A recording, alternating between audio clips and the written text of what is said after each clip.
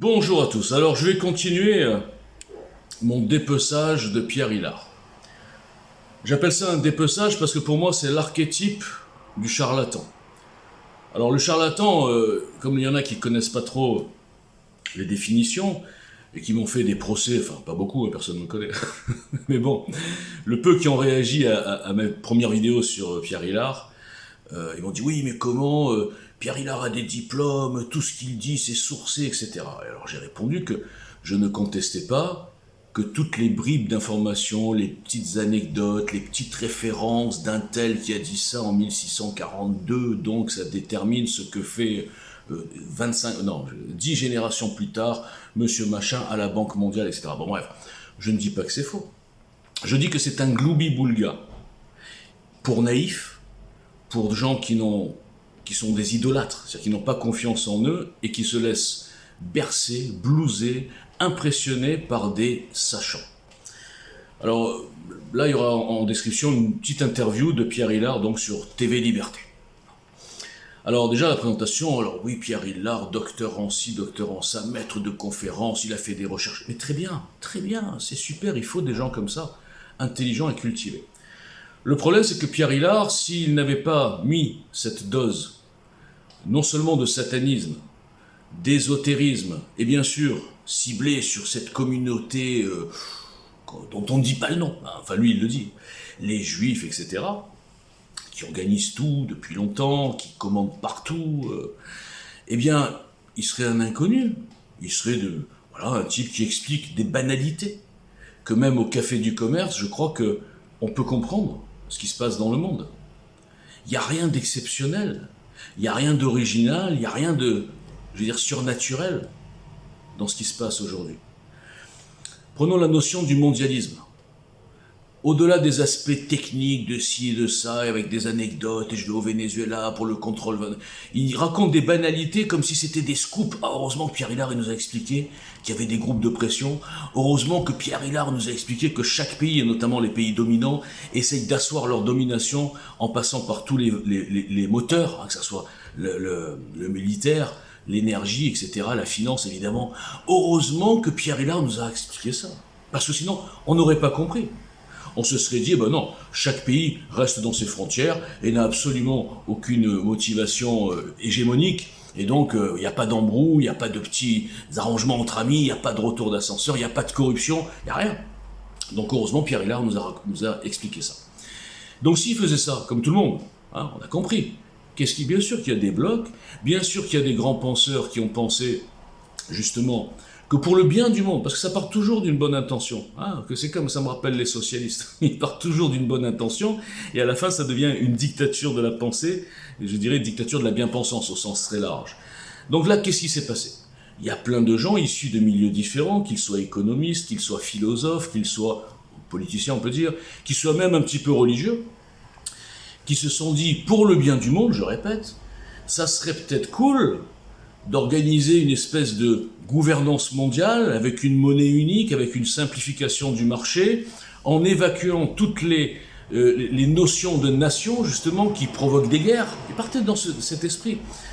Même les notions de religion, les religions qui divisent les gens. Donc si on faisait une belle terre, toute mélangée, alors évidemment que dans ce truc-là, ça c'est la version bien sympathique, en théorie, qui est inadaptée et inapplicable, mais enfin en théorie. Maintenant, le revers de la médaille, c'est qu'évidemment, ces gens qui prenaient ça, ils voulaient quand même être du côté des dominants, et du côté de l'infime petite caste qui domine tout ça. Bon, ça c'est le côté un petit peu plus noir. Donc, partant de là, on peut trouver des écrits venant de tous les côtés, c'est-à-dire toutes les religions, toutes les civilisations. Je suis certain qu'il y a plein des Chinois qui ont écrit des trucs, mais Pierre Hilard, il s'en fout, puisqu'il a rien contre la Chine, il a rien contre le bouddhisme, c'est pas ça sa cible. Donc il va nous trouver toujours des écrits qui viennent de gens qui soit sont juifs, soit ne sont pas juifs, mais ils nous expliquent avec toujours une petite anecdote extraordinaire, qu'en fait, ils se sont laissés corrompre par les marchands du temple. J'emploie un peu les termes comme lui. Donc, donc finalement, il est ciblé le type. Donc s'il avait fait une analyse normale, économique, un peu philosophique, un peu religieuse aussi si on veut, mais sans cibler des délires eh bien, il n'aurait aucun succès, ce mec-là. Ça serait un parmi tant d'autres. Et comme je le dis pour Soral, pour tous les petits influenceurs que je critique toute la journée, ou un petit que vous ne connaissez pas, Youssef Indy, là, qui nous a fait le covidisme messianique, tous ces gens sont des commerçants. Tous ces gens qui dénoncent souvent les marchands du temple.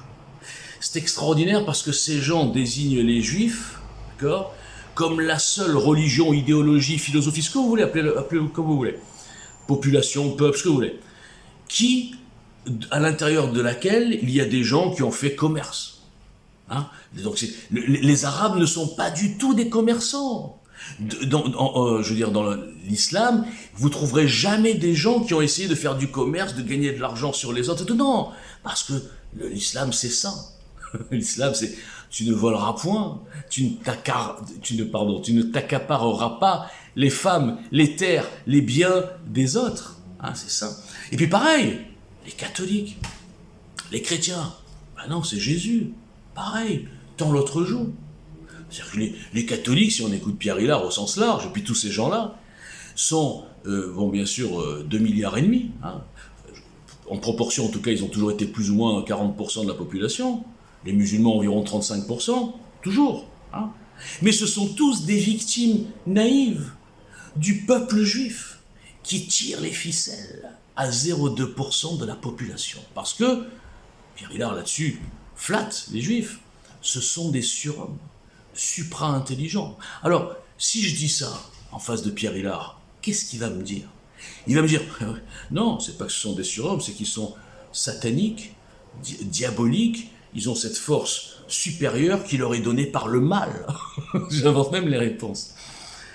Donc, ce que je veux dire par là, sans rigoler, c'est que je n'en peux plus de ces gens qui, sous une étiquette intellectuelle, sachant, qui ont fait des recherches et des thèses et des ci et des là, lobotomisent le bas peuple que nous sommes, dont malheureusement 99% des gens se laissent impressionner par cette espèce de complexe d'infériorité face à ces sachants. Et ces gens qui se laissent embrouiller, ils sont lucides sur les faux sachants que nous avons depuis trop longtemps à la tête de nos États, qui sont bien sûr des gens placés, mais ça c'est un autre problème. Moi je pourrais vous faire une version beaucoup plus simple que celle d'Hilard, et tout le monde comprendra. Plus logique en tout cas. Et donc ces sachants, donc ils contestent, hein, les énarques, les machins, mais quand un intello vient leur servir des thèses qui confortent leur idée de faible, qu'il y a un complot mondial dirigé par une communauté, cette communauté satanique, diabolique, khazarienne, mossadienne, j'ai même entendu que le Mossad était le service secret des sataniques.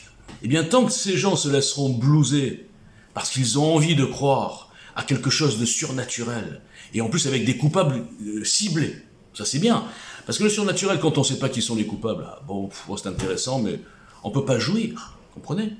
Quand on est un faible, incomplexé, je parle au sens large, quand on a envie de trouver des coupables, justement, ça s'appelle l'effet meute, ça s'appelle la collaboration pendant les guerres, où on désigne les coupables et on les vend, pas parce qu'ils sont sataniques, mais pour leur prendre leurs biens. Je prends des exemples concrets, moi c'est du concret. Eh bien, tous ces gens-là vont kiffer leur life.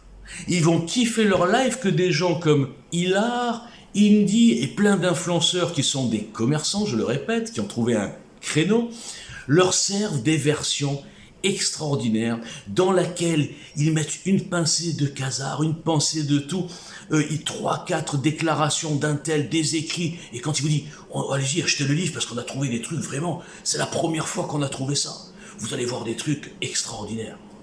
Il a envie d'acheter le livre, le type. Il dit, mais qu'est-ce qu'il y a dans ce livre qui nous annonce tous les mots MAUX que le monde vit aujourd'hui? C'était donc écrit, c'était donc prévu par un tel ou un tel dans son petit bureau en 1642 qui a écrit un truc, sa vision du monde, des fois son fantasme, des fois son espoir, et derrière ce manuscrit a fait le tour de tous les cercles d'initiés, de sachants, ceux qui ont les pouvoirs surnaturels, et ils ont mis en place telle ou telle stratégie, telle ou telle théorie, qui émanent toutes, bien sûr, d'un mélange de juifs et de satanico-diabolico-pédophilos. Donc, moi, je n'en peux plus que ces gens, grâce à cette étiquette intello, empêchent les gens de réfléchir avec leur cerveau, et quand il y a un type qui n'est pas un intello, et qui peut leur démontrer, pas que ce sujet, des choses 1 plus 1 égale 2, qu'on le veuille ou non, des choses simples avec des mises en évidence d'incohérence, d'impossibilités matérielles, d'impossibilités au niveau du nombre, d'impossibilités mécaniques, d'impossibilités historiques. Eh bien, ces gens-là, lobotomisés par l'intellectualisme et les gens qu'on nous met à la télé, je ne sais pas si c'est fait exprès, eh bien, ils disent quoi? Ce type-là, il n'a pas lu de bouquin, c'est-à-dire qu'il n'a pas lu tout ce que disent ces gens-là, là, donc il ne peut pas avoir la bonne vision globale. Ces gens-là n'ont toujours pas compris que lire des bouquins, ça éclaire un petit peu, mais ce qui éclaire beaucoup plus, c'est la réflexion et justement la vision globale. Et pour avoir une vision globale et une réflexion, eh bien, je vais vous dire une chose qui va vous surprendre, mieux vaut ne pas avoir lu trop de bouquins. Parce qu'à force de lire des bouquins, moi je vois des gens qui se disent intello, ils sont très contents, ils lisent 3 bouquins par semaine. Donc ils mettent dans leur cerveau plein de théories de gens à qui ils donnent une espèce de valeur. Hein. Forcément, ils ont écrit des bouquins, c'est des grands auteurs et tout. Donc leur cerveau ne fait pas le tri, il intègre des théories, des déclarations, une espèce de gloubi-boulga, avec forcément cet a priori positif, c'est des gens instruits, et ensuite quand on aborde tel et tel sujet, leur inconscient leur fait débiter, réciter ce qu'ils ont lu, sans jamais remettre en cause, sans jamais se poser des questions, et de faire la différence entre des fantasmes, comme je disais tout à l'heure, de tel ou tel, même un télo très intelligent de 1642, hein, et la réalité factuelle, comme je l'ai dit tout à l'heure. Il ne se pose pas la question. Si un type a écrit en 1642 que les juifs domineront le monde, et s'il voit qu'à la banque, je sais pas quoi, il y a un peu plus de juifs que la moyenne, que la représentation, il y en a beaucoup plus, mais bon, il y en a plus, il va dire, ah ben voilà. Donc, il avait écrit, il avait annoncé que les juifs seraient dans la finance. D'accord? Donc, là, je prends concrètement cette interview qui est, je veux dire, une caricature. Une caricature. Et on donne la parole à ces gens-là. Et on leur donne une légitimité sur ces médias soi-disant résistants qui sont souvent, comment dire, je dirais la vérité, hein, je vais résumer, antisémites. Parce que l'antisémitisme, ça marche. On s'aperçoit en période de crise, notamment depuis quelques années quand même, que les gens sont de plus en plus paniqués. Il y a de quoi, hein, parce que ce qui se passe, c'est dramatique. Je vais essayer de vous faire une version en facilité après. Donc les gens ont besoin d'explications. Ils veulent comprendre, même s'ils ne comprennent pas tout, ils veulent qu'on leur fasse des trucs un peu... qu'on leur donne des excuses de ne pas comprendre. On leur dit en gros, c'est tellement compliqué, c'est tellement satanico-diabolique, vous ne pouvez pas comprendre. En tout cas, ce qui est sûr, la base, les gars, je parle au peuple, hein, beaucoup de gilets jaunes, beaucoup de dissidents, beaucoup de musulmans. Alors les musulmans, c'est bien parce que cette version, vous avez compris, ça place l'islam en tant que victime, ça place, il n'y a pas du tout d'islamisation en France, c'est la judaïsation, les juifs qui contrôlent tout. Donc eux, ils adorent. Après, il y a les antisémites de base, hein, qui sont de la vieille France. Ils nous sortent toujours, oui, mais les Juifs ont tué le Christ. D'accord, ok. Enfin, ça, je veux dire, c'est les mêmes qui seront contre la revanche coloniale et de l'esclavage des extra-européens, des Africains, Arabes, tout ça. Et par contre, là, ils adorent. Donc il faut absolument faire payer à tous les Juifs du monde des décisions qui ont été prises par des gens, on ne sait même pas qui c'est. Bon. Donc en fait, comme les gens ont besoin qu'on leur serve des explications, eh bien, s'il y a un petit peu de mystère dedans, ça les excite encore plus. Et si le mystère à la fin est chapeauté par le sionisme, hein, on met ça aussi dedans, le sionisme, le satanisme, le judaïsme, le Talmud, enfin tout ce qui est très bizarre, et qui émane, je rappelle, de 0,2% de la population. Ils vont pas se poser des questions sur des théories du chinois à côté de Pékin, qui en 1543 a dit que la Chine dominerait le monde, que les bouddhistes seront omniprésents partout, qu'ils écraseront ces espèces de fous, je parle pour lui, hein, qui croient à des dieux, machin, Allah, machin, et ils feront un truc très bouddhiste, et les Chinois, parce qu'ils ont un QI supérieur, domineront le monde. Mais ça n'intéresse pas Pierre Hillard. Parce que ça va intéresser qui en France? Si on leur dit que c'est un Chinois qui a dit ça, et c'est pour ça que la Chine, finalement, il domine l'économie mondiale, ça intéressera personne. Parce que personne n'a un bouddhiste du fin fond de la Chine à côté de chez lui. Par contre, tout le monde a un juif à côté de chez lui. C'est pratique, on peut cibler la culpabilité. Ah, c'est eux, regardez, ils passent. Ouais, mais ils marchent comme ça, mais en fait, ils pensent autre chose. Bah oui, parce que le juif, vous comprenez, il est fourbe. Donc moi, ça me fait rire, depuis 4 ans, de démonter. Là, j'ai rien démonté, là, j'ai juste parlé. Hein. Mais je peux démonter, ça serait trop long. Je voudrais l'avoir en face, mais ils n'osent pas venir en face de moi, ces gens-là. Bah, évidemment, moi, je suis pas un sachant, j'ai pas écrit de bouquin. Et moi, quand je parle, c'est pas une suite de citations. Moi, c'est des phrases avec des verbes, des compléments, des raisonnements toujours incassables. Mais c'est pas pris au sérieux puisqu'il n'y a pas une base littéraire. Bon. Alors maintenant, qu'est-ce qui se passe? Il faut quand même en arriver là. Le monde est très simple. Le monde est très simple, au fond. C'est toujours, quelque part, une opposition entre des civilisations, entre des pays. Bon, maintenant, il n'y a plus beaucoup de pays vraiment, mais entre une civilisation, on va dire, entre des blocs. Non, c'est plutôt des blocs, là-dessus, il a raison, évidemment. Entre des blocs qui, par toutes sortes de manipulations, qu'elles soient économiques, militaires, je répète, politiques, hein, où on fait monter la pression dans un pays pour prendre le contrôle, pour placer son gars, etc. Mais ça s'est fait dans toute l'histoire du monde. Et maintenant encore plus, parce qu'évidemment qu'avec les moyens de transport, la communication, etc., le monde est beaucoup plus petit qu'avant. Je veux dire, en 1342, même si les Anglais étaient un peu partout dans le monde, ils n'allaient pas s'occuper de tous les pays, machin, c'était un peu compliqué d'aller envahir, d'aller intervenir partout. Hein, voilà, il y avait aussi un problème de transport et de communication. Donc bien sûr que c'est un jeu politique, c'est un jeu d'échecs, où chaque pays, chaque civilisation veut prendre le dessus, veut dominer, à coups d'alliances parfois infâmes, parfois d'opportunistes, à coups de paix, de guerres artificielles, alors évidemment qui vont provoquer des guerres, d'accord? Tu provoques une guerre, tu vends des armes, tu reconstruis derrière, il y a plein de choses qui sont, alors je vais dire un mot un peu comme lui, machiavéliques, qui sont des manipulations des masses, et là on le voit, alors en ce moment c'est la folie furieuse. Il y a eu l'élection américaine, qui est une escroquerie extraordinaire, il y a eu bien sûr, on est toujours un petit peu dans la Covid, l'Ukraine, qui est une manipulation, alors là c'est pareil, s'il n'y avait pas ces médias de masse qui diffusent la même soupe, la même version qu'on peut casser en 2 minutes, mais ceux qui peuvent la casser n'ont pas la parole, tout le monde comprendrait cette manipulation. Quel est l'objectif de cette guerre d'Ukraine? Donc pour revenir au truc, donc tout ça, ce sont des jeux financiero-économico, tout ce que vous voulez, qui ont toujours été là de tout temps, et qui n'ont pas besoin d'avoir derrière une base religieuse, satanique, avec des 3, 4, ou 10 ou 20, je sais pas moi, 200 juifs qui tirent les ficelles. Alors évidemment, on sort les mots magiques. Rothschild, Rockefeller. Mais évidemment que Rothschild et Rockefeller, je prends que, ils sont d'origine juive, mais qu'est-ce qu'ils ont vraiment de juifs? Je crois qu'ils n'ont pas grand-chose. Ils ont surtout le fait d'avoir une puissance financière. Et là, je dis que c'est pas de la faute de Rothschild et de Rockefeller. Si le monde s'est organisé de telle manière depuis très longtemps d'ailleurs, où des fortunes privées sont largement plus puissantes parfois que certains États, et bien sûr que les politiciens, et que finalement, ce sont ces fortunes privées, ces lobbies qui sont pas du tout forcément juives, hein, n'a aucun rapport, mais bon, ça dépasse ces gens-là qui ont besoin de cibler, et qui placent bien sûr les chefs d'État, et qui manipulent l'opinion, et qui se font des renvois d'ascenseurs, même pour des renvois économiques de boîtes dans lesquelles ils sont actionnaires, etc. Mais tout ça, on le sait. Qui n'a pas compris que la Covid était aussi, je dis bien, un braquage des caisses publiques, un passage de l'argent public de tous ces pays qui est passé finalement dans des caisses privées, avec derrière retour d'ascenseur, et distribution des dividendes à tous les corrompus. Qui n'a pas compris ça? Est-ce qu'il y a un truc satanique là-dedans? Est-ce qu'il y a un truc avec l'objectif du grand Israël? Parce que ce Pierre Hillard, il me fait rigoler. Parce que d'un côté, il nous sort cette histoire toujours de gouvernance mondiale, bien sûr dirigée par les Juifs, le peuple élu, etc.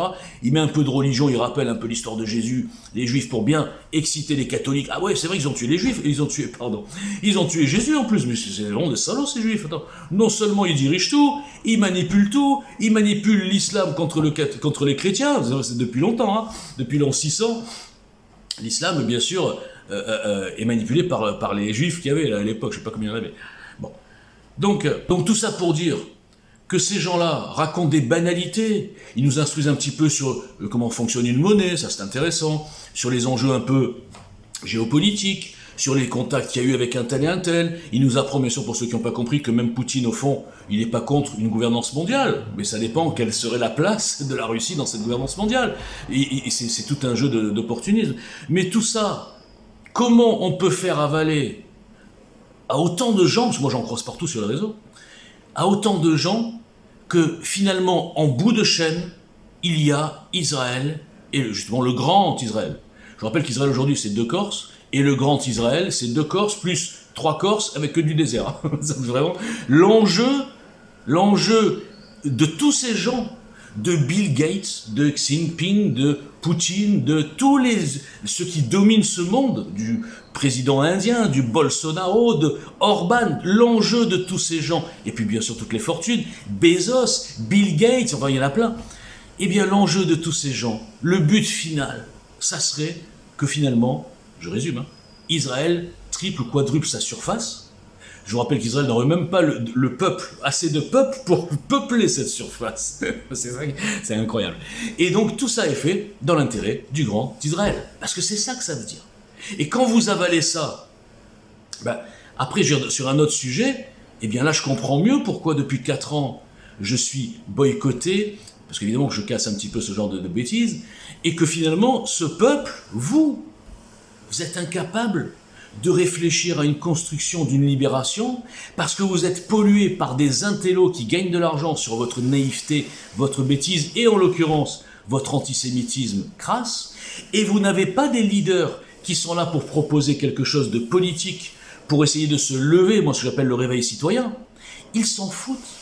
Le Soral, là, il n'est pas là pour prendre le risque de proposer quelque chose de politique, il se ferait démonter. Donc il sort des trucs, des machins, les juifs, machins sataniques, okay, alors qu'il est payé par l'Iran, entre parenthèses. Donc il sert à rien pour la France. Il sert juste à exciter les petits cerveaux. Le Youssef Indy, vous croyez qu'il est là pour essayer de construire quelque chose? Non. Un Marocain qui vient vendre son bouquin en France parce qu'il a compris qu'en France, il y avait d'abord une grosse communauté musulmane qui va adorer ses bouquins par définition, puisqu'elle dédouane, je répète, l'islam de tout. Et puis il a compris qu'il y avait une grosse communauté quand même d'antisémites crasses, de tous bords et de tout style. Et de toutes couleurs même, je dirais. Donc qu'est-ce qu'il dit? Je vais faire un truc, je vais leur dire Covid, ils sont tous énervés par le Covid, ok, je vais faire le Covid et le messianique juif. Waouh! Alors là, il a bingo le mec. Donc il vend des bouquins. Ah.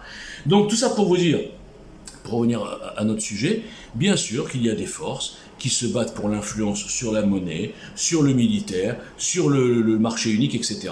Mais revenons au point de départ. Le mondialisme, à la base, moi je le combats à mon petit niveau. Parce que le problème, c'est que pour nous faire avaler le mondialisme, il faut que je vais vous expliquer quelque chose de beaucoup plus simple à comprendre, et sans avoir besoin, bien sûr, de citations. Le mondialisme est une volonté, au sens large, d'élite, avec un S, de toute religion, de toute couleur, qui parlent souvent entre elles dans des loges, dans des clubs, dans des réunions, dans des conférences. Alors bien sûr, il y a un peu de francs-maçons, Davos, Bilderberg, etc. Et toutes ces élites qui sont quelque part issues des mêmes milieux, d'accord, et qui ont un a priori, un complexe, si j'ose dire, d'extrême supériorité sur les masses, sont parties d'un principe simple, c'est qu'elles devaient s'occuper de la gestion, de la bonne gestion du monde. Mais comme ils ne sont pas complètement idiots, ils savent très bien que si chacun de ces dirigeants placés arrive à la tribune et explique le plan. Bonjour messieurs, dames, chacun dans son pays. Bonjour messieurs, dames, nous avons compris que pour une meilleure efficacité et pour lutter, alors là ils vont nous sortir tous les trucs bien, contre le racisme, contre la famine, contre le climat, enfin, contre la dégradation du climat, bien sûr c'est une escroquerie ça aussi, on ne va pas revenir sur tout. Contre ci, contre ça, nous devons organiser une gouvernance mondiale où vous serez tous d'abord mélangés. Il n'y aura plus de valeurs morales, il n'y aura plus de sexe, il y aura plus de... On pourra nous-mêmes devenir Dieu puisqu'on pourra créer des êtres humains, on sera au-dessus de Dieu, donc c'est du transhumanisme total. Nous allons déconstruire l'histoire, toutes les histoires des nations parce qu'elles ont créé des guerres et des morts, c'est comme ça qu'ils présenteraient les choses. Et donc nous allons faire quelque chose de mélangé, où il n'y aura plus de rien, finalement. Vous serez bien sûr, vous avez compris, tous contrôlés par des QR codes, par diverses méthodes de crédit social. Vous serez évidemment tous notés. Vous aurez bien sûr le fameux crédit social. Si vous êtes sage, vous pourrez aller faire le plein d'essence de votre voiture. Vous aurez peut-être un ticket pour acheter de la moutarde. Mais si vous n'êtes pas sage, vous serez interdit, on vous désactivera, on appuiera sur un bouton. Mais ne vous inquiétez pas, il y a des mauvais côtés dans le mondialisme, mais vous l'avez compris, l'important, c'est qu'une petite caste de 1 millième, c'est-à-dire nous, voilà, nous à la tribune, continuions à dominer et à vous rendre des esclaves. Voilà. Imaginez ces gens, ils disent ça, c'est ça le vrai plan. Les gens, ils les étranglent. Donc, ils sont obligés de manipuler par plein de méthodes. de mise en insécurité, je le dis tout le temps, financière, sociale, là de santé, mise en insécurité physique avec évidemment l'immigration extra-européenne inassimilable, incontrôlée, l'islamisation qu'on laisse se développer, puisqu'il y a un lien, excusez-moi, je passe au pas, si quelqu'un vient me dire encore une fois, il n'y a pas de lien entre l'immigration et l'insécurité, franchement, ça suffit pas. Donc tout ça est voulu pour nous mettre en panique, et que des moutons apeurés sont prêts à se raccrocher à n'importe quelle branche qui leur semble solide. Et là on arrive à 1000 grammes, hein, pas 1000 grammes, l'expérience de 1000 grammes, où on sait, le chiffre officiel, que 70% des sujets qui ont été soumis à cette expérience obéissent à l'autorité jusqu'à tuer, en théorie avec l'électricité, là, le mec qu'ils connaissent même pas, parce qu'ils obéissent à une autorité qu'ils considèrent comme légitime. Hein?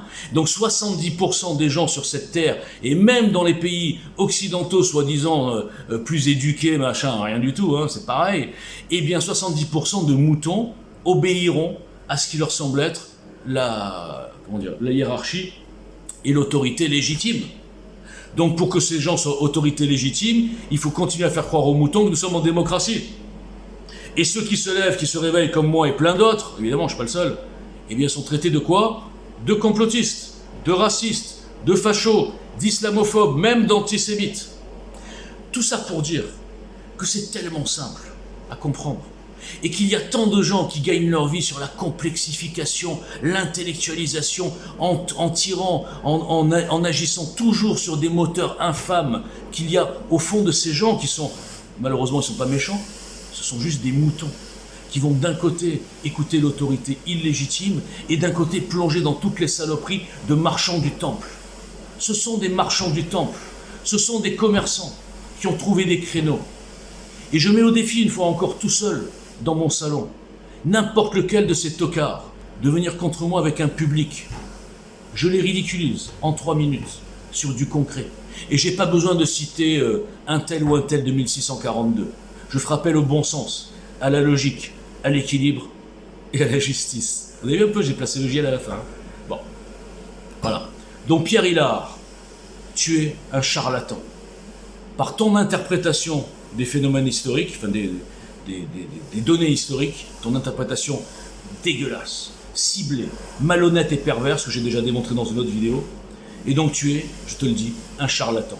Et que tu te présentes comme un catholique, un chrétien croyant, je pense que tu fais honte, même à Jésus.